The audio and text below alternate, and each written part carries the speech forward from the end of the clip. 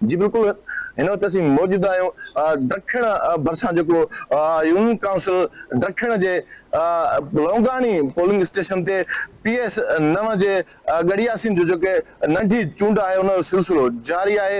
आगा सिराज दुरानी जे वफ़ात खां पोइ आगा शहबाज खान दुरानी आहे जेको पीपल्स पार्टी जो उम्मीदवार आहे। होॾां जेको हिकु उम्मीदवार आहे रशा शाह अमरोटी ऐं उन सां गॾु जेके आहिनि ॿिया 8 उम्मीदवार आहिनि जंहिंखे वोटिंग जो सिलसिलो जारी आहे, जेके पंहिंजे क़िस्मत आज़माए रहिया आहिनि। मां तव्हांखे इहो ॿुधायो आहे त हिते जेको सिक्योरिटीअ जो जेको इंतज़ाम आहे उहे इंतिहाई सख़्तु कया विया आहिनि ऐं वोटिंग जो जेको सिलसिलो आहे उहो जारी आहे। पर वोटिंग जो सिलसिलो जेको आहे तमामु सुस्त जेको रफ़्तार सां हली रहियो आहे।